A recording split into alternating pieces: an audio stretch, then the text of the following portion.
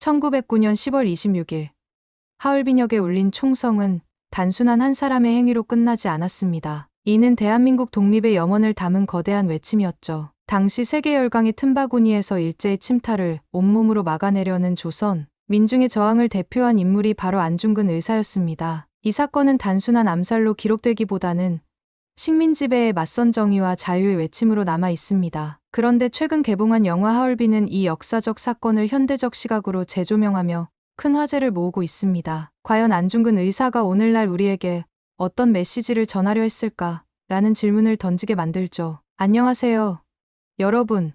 저는 대한민국의 역사를 재발견하며 그 속에 담긴 감동적인 이야기를 전하려고 합니다. 오늘은 안중근 의사와 영화 하얼빈을 통해 역사를 재조명하고 그가 던진 메시지를 깊이 탐구해 보려고 합니다. 영화 하얼빈은 1909년 안중근 의사의 하얼빈 의거를 중심으로 독립투사들의 투쟁과 희생을 그린 첩보 영화입니다. 우민호 감독은 내부자들, 남산의 부장들 등으로 잘 알려진 대한민국의 대표적인 영화 감독입니다. 그는 사회적 이슈와 역사적 사건을 깊이 있게 다루는 연출로 인정받고 있습니다. 주요 출연진을 소개하자면 안중근 역을 맡은 현빈은 대한의군 참모중장으로서 조국의 독립을 위해 모든 것을 건 주인공 안중근 의사를 연기합니다. 박정민은 우덕순 역을 맡았는데 안중근의 가장 가까운 동지로 독립운동에 헌신하며 철저한 신념으로 무장한 인물입니다. 조우진 배우는 김상현이라는 역으로 독립운동가로서 안중근과 함께 조국의 자유를 위해 싸우는 인물입니다. 전여빈의 공부인 역할은 블라디보스토크에서 활동하는 여성 독립운동가로 강한 신념과 용기를 가진 인물입니다. 박훈이라는 배우는 모리 다스우 역으로 일본 제국 육군 소자로 독립운동가들을 쫓으며 긴장감을 더하는 역할을 맡고 있습니다. 유재명은 최재형 역으로 안중근 의사의 독립운동을 지원하는 인물로 그의 활동에 큰 영향을 미칩니다. 이처럼 하얼빈은 대한민국을 대표하는 배우들과 우민호 감독의 협업으로 역사적 사건을 깊이 있게 재조명하며 관객들에게 감동을 선사하고 있습니다. 영화 하얼빈은 안중근 의사의 생애 중 가장 극적인 순간, 1909년 10월 26일 하얼빈역에서 이토 히로부미를 저격했던 사건을 중심으로 이야기가 펼쳐집니다. 이 사건은 단순히 암살 행위로 기록되지 않고 대한민국 독립운동사에서 하나의 상징적인 사건으로 자리 잡았습니다. 안중근 의사의 시작은 평범했습니다. 평안도 출신의 한 청년이었던 그는 어려운 가정 형편 속에서도 글을 배우고 가족을 부양하며 삶을 이어갔습니다. 그러나 시대의 흐름은 그를 가만히 두지 않았습니다. 일본이 대한제국을 병합하려는 움직임을 보이자 그는 총칼을 든 독립운동가로서의 길을 선택하게 됩니다. 영화는 안중근 의사가 독립군의 리더로 성장해가는 과정을 그리면서도 그가 단순한 투사가 아닌 이상주의자였음을 보여줍니다. 그는 당시 만주와 러시아 지역을 오가며 의병을 조직했고 동지들과 함께 민족의 자유와 동양 평화를 꿈꿨습니다. 하얼빈으로 향하기까지의 여정은 영화의 중요한 축입니다. 안중근은 단순히 적을 처단하기 위한 복수심이 아니라 더 큰 이상을 이루기 위해 치열한 고민과 준비 과정을 거쳤습니다. 이 과정에서 만난 동료들은 그에게 큰 용기를 줬지만 동시에 이 사건의 위험성과 결과에 대한 두려움을 상기시키기도 했죠. 정의를 위해 목숨을 걸 수 있는가? 안중근은 하얼빈역으로 가는 기차 안에서 이 질문을 스스로에게 수없이 던졌습니다. 그의 대답은 영화 속 한 대사로 요약됩니다. 정의란 모든 민족이 평등하게 살 권리를 가지는 것이다. 그것이 깨진다면 나의 생명도 가치가 없다. 1909년 하얼빈역은 당시 동북아시아의 긴장감이 응축된 장소였습니다. 러시아, 일본, 그리고 조선의 갈등이 교차하는 지점이었죠. 이토 히로부미는 일본 제국의 원로 정치가로 조선의 병합을 계획한 인물이었습니다. 그가 만주를 방문한다는 소식은 안중근과 동지들에게 하나의 신호탄이었습니다. 안중근은 하얼빈 사건을 위해 철저히 준비했습니다. 그러나 그는 동료들에게도 마지막 순간까지 조심하라고 당부하며 자신이 성공하지 못하더라도 나라를 위해 끝까지 싸워야 한다는 말을 남겼습니다. 영화는 하얼빈역에서 펼쳐지는 안중근 의사의 결단의 순간을 숨 막힐 정도로 긴장감 있게 그려냅니다. 특히 그의 마지막 총성이 울리기 전 그의 마음속에 떠오른 가족들과 조국의 모습은 관객들에게 큰 울림을 줍니다. 안중근 의사가 왜 그런 위험천만한 선택을 했는지에 대한 감정적이고 철학적인 이유를 탐구합니다. 단순히 적을 죽이는 행위가 아니라 그 행위가 가져올 파급 효과와 역사적 중요성을 고민했던 그의 모습이 담겨 있습니다. 그는 개인적인 영웅주의에 빠지지 않고 철저히 민족의 미래를 생각하며 행동했습니다. 하얼빈으로 가는 과정에서 그가 남긴 편지와 말들은 그의 신념을 잘 보여줍니다. 특히 영화 속에서 인상 깊은 장면은 동지들과 마지막으로 술잔을 나누며 했던 이야기입니다. 우리가 총을 드는 이유는 오직 하나, 우리 민족의 자유와 동양의 평화를 위해서다. 이 대사는 단순히 조국의 독립을 넘어서 동아시아 전체의 공존과 평화를 꿈꿨던 안중근의 이상을 엿볼 수 있는 부분입니다. 당시 제국주의 열강이 약소국들을 침략하고 착취하던 시대에서 그는 폭력으로 세계를 지배하려는 강대국의 논리에 반기를 들었던 겁니다. 하얼빈 사건의 성공은 안중근 혼자만의 노력으로 이루어진 것이 아니었습니다. 그는 동지들과 함께 철저한 계획을 세웠고 이토 히로부미의 동선을 연구하며 완벽한 타이밍을 노렸습니다. 영화는 그와 함께 싸운 동지들의 역할도 강조합니다. 특히 러시아 지역에서 활동했던 독립운동가들과의 교류, 그리고 그들이 보여준 헌신은 안중근의 신념을 더욱 굳건하게 만들었습니다. 어떤 이는 자금 조달을 위해,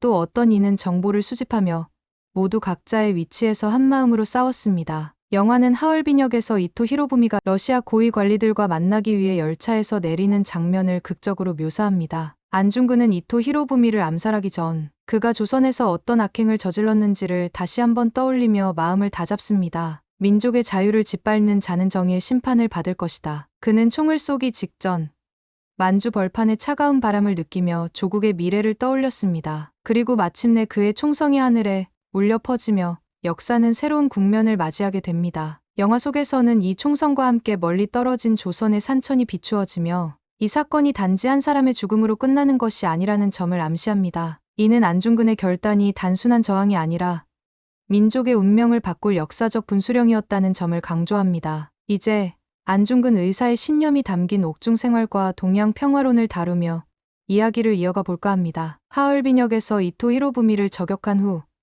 안중근 의사는 곧바로 러시아 헌병에 체포되었습니다. 이 사건은 전 세계적으로 큰 반향을 일으켰고 일본은 안중근을 전범으로 규정하며 그를 처벌하려 했습니다. 그러나 안중근 의사는 법정에서도 당당했습니다. 그는 자신을 범죄자로 규정하려는 일본 법정을 정면으로 비판하며 자신의 행위가 정당한 전쟁 행위였음을 주장했습니다. 나는 이토 히로부미 개인을 죽인 것이 아니다. 그는 조선을 침탈하고 동양의 평화를 해친 범죄자다. 이 대사는 안중근 의사의 신념을 함축적으로 보여줍니다. 그는 단순히 적을 처단하려는 것이 아니라 조선의 독립과 더불어 동아시아 전체의 공존과 평화를 꿈꿨습니다. 안중근 의사는 류순 감옥에서 수감 생활을 하며 끊임없이 자신의 신념을 글로 남기기 시작했습니다. 가장 대표적인 저술이 바로 동양평화론입니다. 영화에서는 감옥 안에서 글을 쓰는 안중근 의사의 모습과 함께 동양평화론이 가진 사상이 현대에도 얼마나 중요한 메시지를 전달하는지를 강조합니다. 안중근은 이 책에서 일본,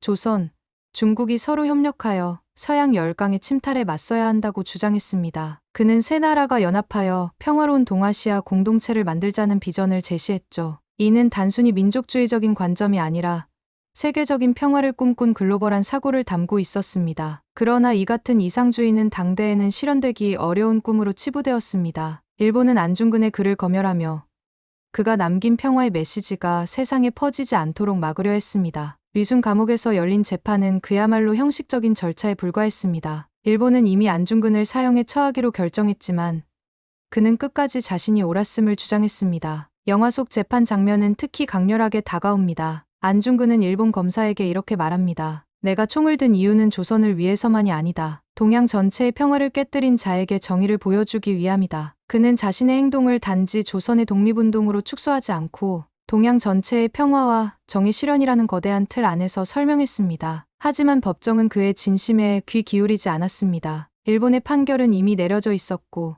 안중근 의사는 1910년 3월 26일 31세의 나이로 순국하게 됩니다. 영화는 이 장면에서 감옥 안에 갇힌 안중근의 모습과 멀리 조선의 산천을 교차로 보여주며 그의 희생이 단지 개인의 죽음이 아니라 민족 전체의 부활을 위한 씨앗이 되었음을 암시합니다. 안중근 의사가 생애 마지막까지 주장했던 동양평화론은 단순히 시대를 앞서간 이상이 아니라 오늘날에도 여전히 유효한 메시지를 담고 있습니다. 그는 평화란 단순히 무기를 내려놓는 것으로 이루어지는 것이 아니라 정의를 실현하고 강자와 약자가 공존하는 질서를 만드는 것이라고 믿었습니다. 이제 그의 희생이 현대에 어떤 의미를 남겼고 대한민국의 독립운동에 어떤 영향을 미쳤는지 이야기하며 결말로 이어가겠습니다. 안중근 의사의 감옥 생활은 단순히 고통스러운 시간이 아니었습니다. 그는 옥중에서 자신을 찾아오는 이들에게 조국의 독립과 동양 평화의 비전을 쉼없이 전했습니다. 일본 간수들마저 그의 진정성과 고결한 인격에 감복해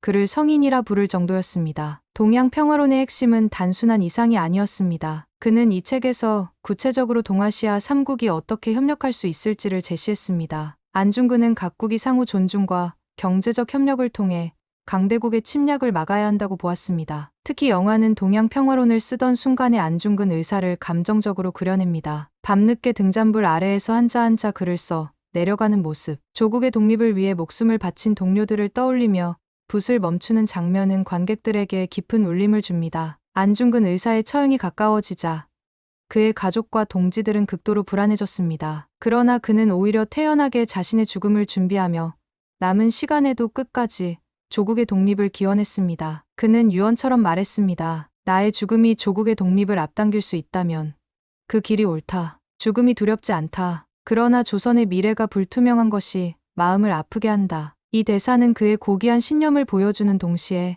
오늘날 우리가 그에게 빚지고 있는 역사를 다시금 생각하게 합니다. 특히 영화 속에서 그가 형장으로 향하기 전 마지막으로 가족들에게 쓴 편지가 클로즈업됩니다. 편지 속 내용은 단순한 유언이 아니라 후대에게 남긴 절절한 당부였습니다. 젊은이들이여, 나처럼 목숨을 바쳐라. 그러나 칼을 들기 전에 먼저 마음을 다스리고 조국을 사랑하라. 이 장면은 많은 관객의 가슴을 울리며 안중근 의사가 단지 한 시대의 영웅이 아니라 인류가 공감할 수 있는 메시지를 남긴 인물임을 느끼게 합니다. 안중근 의사가 류순 감옥에서 처형된 후 그의 죽음은 곧바로 민족의 비극으로 받아들여졌습니다. 하지만 시간이 지나며 그의 신념과 행위는 재조명되었습니다. 그는 더 이상 단지 일본에 대항한 투사가 아니라 동양 전체의 평화를 염원한 선구자로 평가받게 되었습니다. 영화는 마지막 장면에서 3월 26일 새벽 형장으로 향하는 그의 발걸음을 천천히 비추며 끝을 맺습니다. 이와 동시에 화면은 오늘날 대한민국의 발전된 모습과 그의 이상을 이어받아 만들어진 자유롭고 평화로운 조국의 풍경으로 전환됩니다. 이 대조적인 장면은 관객들에게 깊은 감동을 전하며 마무리됩니다. 안중근 의사의 죽음은 단순히 한 사람의 생명이 끝난 사건이 아니었습니다. 그의 신념과 희생은 독립운동의 불씨가 되었고 이후 수많은 사람들이 그의 정신을 이어받아 조국의 독립을 위해 싸우게 했습니다. 그의 마지막 총성이 울렸던 하얼빈은 오늘날에도 대한민국의 역사와 정신을 기억하게 만드는 상징적인 장소로 남아 있습니다. 안중근 의사가 사라진 후 조선은 더욱 치열한 독립운동의 시대로 접어들었습니다. 임시정부 수립, 30.1운동, 그리고 광복군 창설 등 그의 뜻은 수많은 동지들과 후배들에게 계승되었습니다. 영화 하얼빈은 이러한 역사적 흐름을 상기시키며 대한민국이 어떤 고통과 희생 위에서 세워졌는지를 다시 한번 보여줍니다. 특히 영화의 엔딩은 현대 대한민국의 모습을 비춥니다. 빠르게 발전한 경제, 민주화된 정치, 그리고 세계적으로 주목받는 K컬처까지. 하지만 관객들은 이 모든 것이 안중근 의사를 비롯한 독립운동가들의 희생이 있었기에 가능했음을 깨닫게 됩니다. 안중근 의사가 남긴 동양 평화론은 단지 과거의 이상에 머물지 않습니다. 오늘날 우리는 글로벌 시대를 살아가며 국가 간 협력과 평화의 중요성을 어느 때보다 절실히 느끼고 있습니다. 그의 사상은 국경을 넘어 모든 이들이 공존할 수 있는 세상을 꿈꾸는 데 중요한 가치를 제시합니다. 영화는 안중근 의사의 유언을 통해 관객들에게 직접적으로 질문을 던집니다. 지금의 우리는 그의 희생에 부끄럽지 않은 삶을 살고 있는가? 이는 단지 대한민국 국민만을 향한 질문이 아니라 모든 현대인들에게도 적용되는 질문입니다. 정의와 평화를 위해 우리가 무엇을 할 수 있을지, 우리의 행동이 얼마나 중요한지를 생각하게 만드는 힘이 있습니다. 영화의 마지막 장면에서 안중근 의사가 남긴 유언이 자막으로 떠오릅니다. 내 죽음을 헛되이 하지 마라. 조국의 자유와 평화를 위해 모두가 하나 되어라. 이 대사는 영화관을 떠나는 모든 관객의 마음속에 깊은 울림을 남깁니다. 오늘날 대한민국은 그가 바라던 모습에 점점 가까워지고 있습니다. 그러나 동시에 그의 희생을 기억하며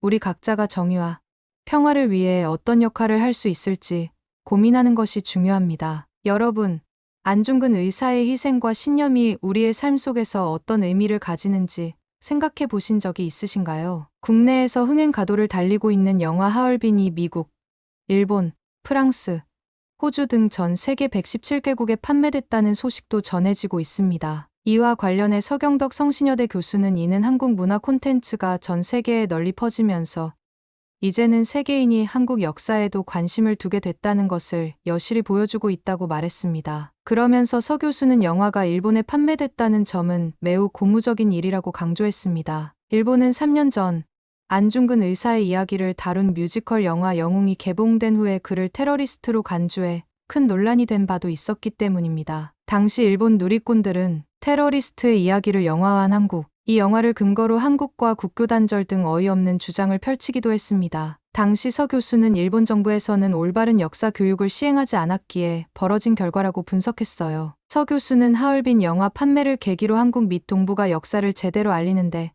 큰 역학을 해주길 진심으로 바란다고 전했습니다. 하얼빈 투자배급사 씨, JENM 측도 대한민국만의 특수성에 기인한 역사 소재가 117개 국가에 판매됐다는 점이 의미가 깊다고 밝혔습니다. 그리고 우민호 감독 신작에 대한 기대감과 현빈 등 인기 배우들이 출연한 점, 토론토 국제영화제 등 해외 유수 영화제에 초청되며 작품성을 인정받은 점 등이 해외 바이어들에게 매력적으로 다가간 것 같다라고 판매가 된 이유에 대해 전하기도 했습니다. 개봉 5주 차를 맞이한 하얼빈은 연속 박스 오피스 1위를 달성했습니다. 최근 누적 관객 431만 명을 돌파했으며 금주 내에 450만 돌파를 예상하고 있습니다. 이 이야기가 마음에 와 닿으셨다면 좋아요와 구독 부탁드리며 댓글로 여러분의 의견을 나눠주세요. 다음에도 더욱 감동적이고 흥미로운 이야기를 준비하겠습니다. 감사합니다.